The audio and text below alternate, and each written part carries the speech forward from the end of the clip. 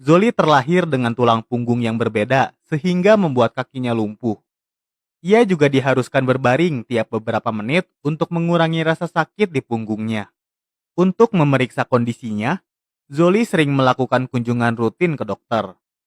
Menurut dokter, rasa sakit di punggung Zoli bisa sembuh jika operasi dilakukan, tapi biayanya sangat mahal. Ibunya Zoli mendapat kabar dari mantan suaminya bahwa ia ingin membiayai operasi Zoli. Namun Zoli tidak mau mendapat bantuan dari ayah yang sudah menelantarkannya. Suatu hari Barba mencuri alat pemadam api karena mereka gadag. Ketika lagi asyik bermain di luar, dari kejauhan datang seorang pria melihat kumpulan pemuda gabut ini. Pria tersebut menceramahi mereka dan menyuruhnya untuk mengembalikan alat ke tempat semula. Zoli tidak terima diceramahi oleh orang ini. Ia mengejarnya dan mereka pun pak-puk-pek.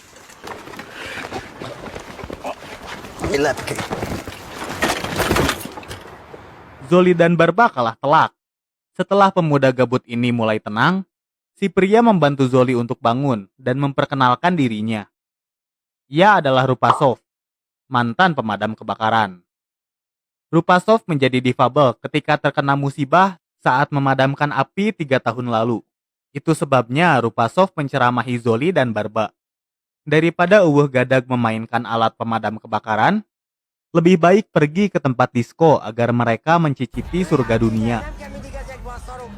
Dari ajib-ajib sampai minum buyung upik di sana, semuanya adalah pengalaman pertama bagi Zoli dan Barba.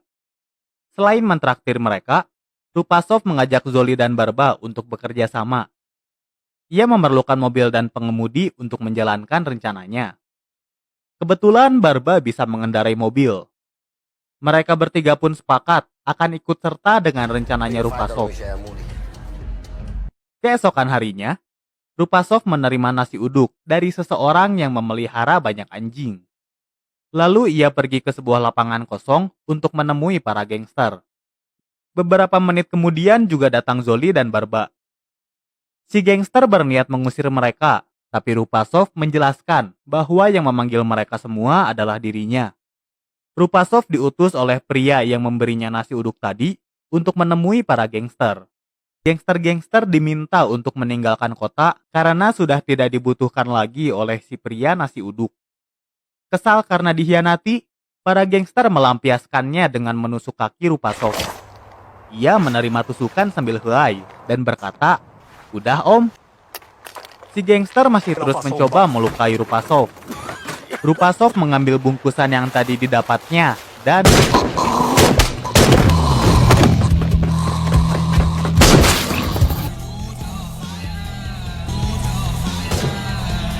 dilihat dari keahliannya dalam berkelahi, Rupasov ini ternyata adalah seorang pembunuh bayaran. Tujuan ia mengajak Zoli dan Barba yaitu untuk membantunya kabur. Setelah kejadian ini, luka Rupasov diobati oleh suster mantan kekasihnya yang akan menikah beberapa minggu lagi. Ia masih belum bisa move on meski mantannya sudah pindah ke lain titik. Perihnya lagi, Rupasov bahkan diundang ke pesta pernikahannya.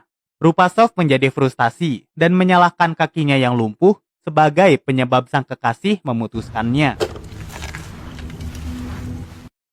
Di tempat lain, si pria nasi uduk yang lagi jalan-jalan santai seketika diserang oleh kawanan gangster. Beruntung hanya tangannya yang tertembak. Sambil memasangkan alat khusus, ia menyuruh anjingnya untuk melawan mereka.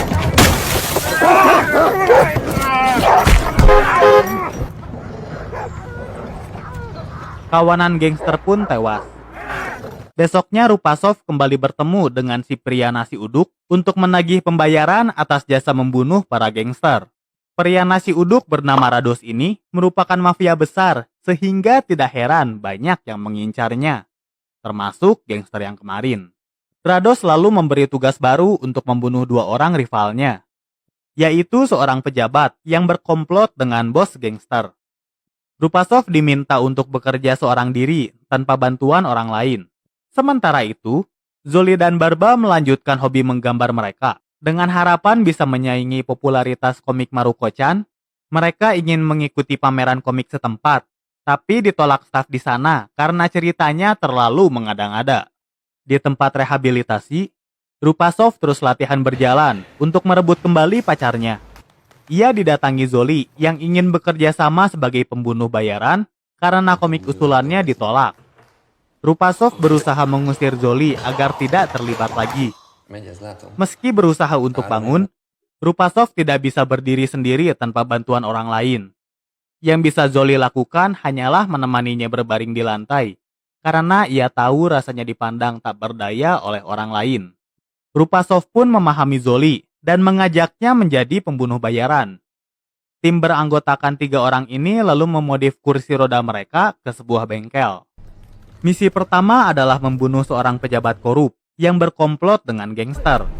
Saat mengintai target, Zoli diberi uang oleh orang yang iba padanya, tapi ditolak. Bagi Zoli, kekurangannya ini bukanlah alasan untuk dikasihani. Dengan berpura-pura memberi makan burung dan perhatian target dialihkan oleh Barba, Rupasov melakukan tembakan. Rupasov dan gengnya sama sekali tidak dicurigai. Ketika para bodyguard sibuk mencari pelaku, mereka sudah lari dari TKP. Dari kejauhan, Rados ternyata memata-matai mereka. Hari pun berganti dan Zoli kembali melakukan check up. Ia masih menolak bantuan ayahnya karena Zoli ingin dioperasi dengan uang sendiri. Ia kemudian curhat pada Rupasov. Baginya Rupasov adalah figur seorang ayah yang ia dambakan. Mendengar cerita operasinya Zoli, Rupasov pergi menemui Rados untuk menagih pembayaran. Namun, Rados murka karena Rupasov berkomplot dengan orang lain. Padahal ia meminta Rupasov bekerja sendiri. Uang pembayaran juga tidak akan dibayar sampai semua targetnya mati. Sekali lagi, Rados menyuruh Rupasov bekerja sendiri dan menghilangkan saksi mata, alias menyuruhnya membunuh Zoli dan Barba. Kemudian Rupasov mengajak Zoli dan Barba untuk bertamasya.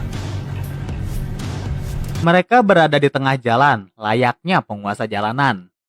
Tiba-tiba saja kursi rodanya Zoli macet. Mau nggak mau, kursi rodanya ditinggal di mobil dan Zoli pun dipangku. Sesudah memobilan, Rupasov mengajak Zoli dan Barba ke tempat yang aman, yaitu tempat memancing.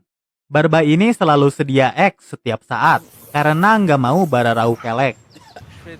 Ketika sedang asik menggibah, umpan Barba dimakan. Rupasov pun segera membantunya menyeberang ke dunia lain. Ia sudah membulatkan tekad untuk membunuh mereka berdua setelah diancam oleh Rados. Namun hati nuraninya berkata lain. Rupasov pun menolong mereka berdua.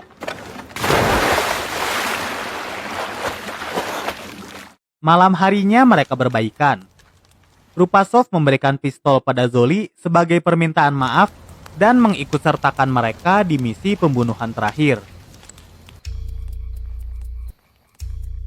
Beberapa hari kemudian, Rupasov kembali bertemu dengan Rados yang lagi berbelanja.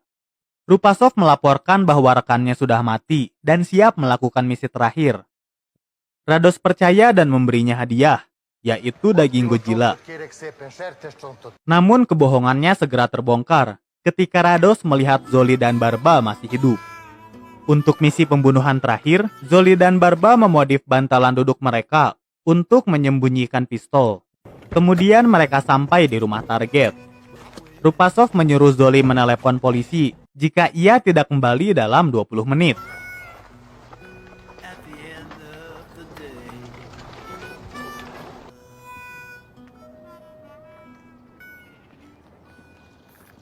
Rupasov mengaku sebagai orang suruhan si pejabat supaya diperbolehkan masuk. Namun sebelum masuk, seluruh barang bawaan diperiksa dengan teliti, kecuali bantalan duduknya. Rupasov pun diperbolehkan masuk dan diangkat ke dalam karena rumahnya punya banyak tangga. Bos gangster ternyata mengetahui si pejabat sudah mati. Ia sengaja membiarkan Rupasov masuk untuk menjebaknya. Ketika akan disiksa,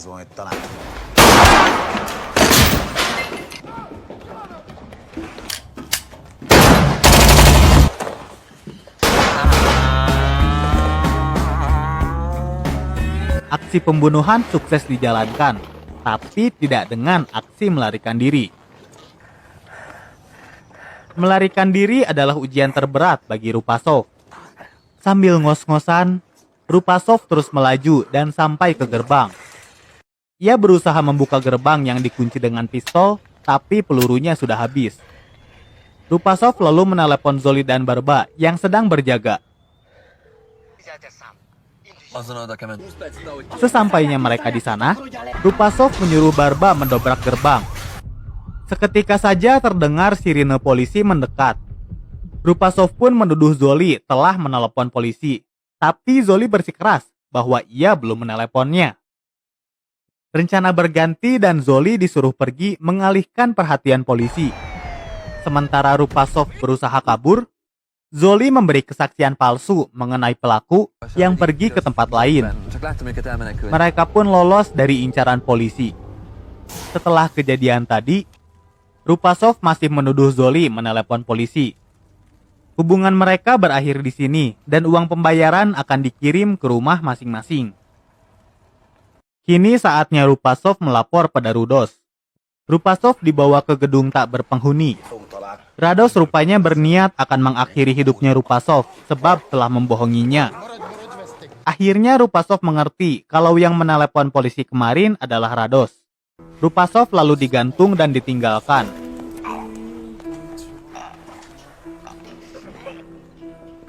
Ternyata Rupasov berhasil selamat dari maut.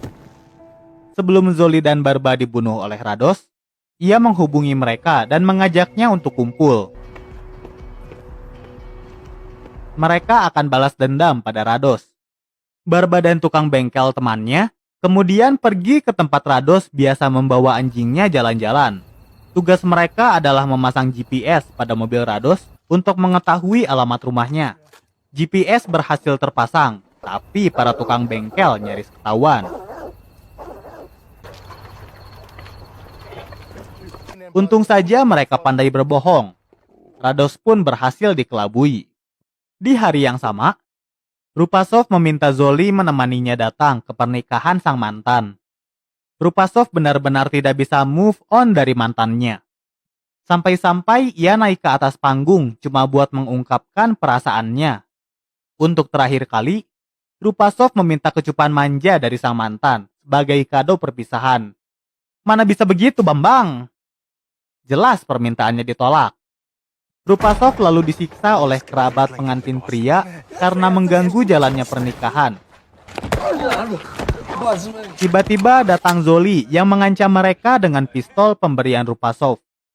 Pada akhirnya, Rupasov dan Zoli meninggalkan pesta pernikahan. Rupasov berterima kasih pada Zoli yang sudah menolong dan menemaninya malam ini. Ia juga berkata akan menghilang selama-lamanya. Hari penghakiman pun tiba. Dengan alat serba terbatas, Barba mengintai kediaman Rados dan menunggunya pergi ke tempat biasanya ia membawa anjing peliharaannya. Setelah pengintaian selesai, Barba lalu kembali ke mobil dengan hati-hati. Di malam hari, Rados kaget melihat juri gaspal. Ia tidak menyangka Rupasov masih hidup. Mereka datang untuk menagih pembayaran pembunuhan dan membunuh Rados. Meski Rados sudah mengetahui tujuan mereka, ia tetap meremehkan Rupasov dan Zoli yang lumpuh.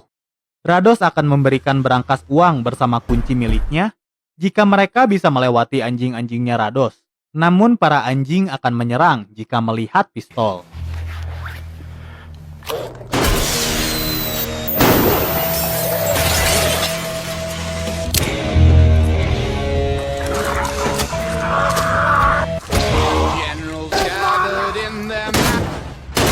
Rados akhirnya tewas. Begitu juga dengan Rupasov, orang yang sudah Zoli anggap sebagai ayah sendiri. Setelah kejadian di rumah Rados, Zoli akhirnya melakukan operasi. Ia dan Barba juga kembali membuat komik. Komik buatannya ini menceritakan tentang Rupasov sendiri. Di akhir film, untuk pertama kalinya kita diperlihatkan ayah Zoli. Si istri baru membandingkan cover komik muka Rupasov dengan ayah Zoli, yang mana ada kemiripan dengan wajah si ayah sewaktu masih muda. Jadi selama ini, Rupasov yang kesannya kejam Tapi sebenarnya penyayang adalah cara Zoli melihat ayahnya. Sementara itu, pengalaman menjadi pembunuh bayaran adalah cara Zoli menunjukkan bahwa mereka yang selama ini dianggap tak berdaya juga memiliki kemampuan yang tak disangka-sangka. Memori bersama ayahnya inilah yang membuat Zoli menjadi orang yang kuat dan tahan banting. Pengalaman pahit diubah Zoli menjadi kekuatan.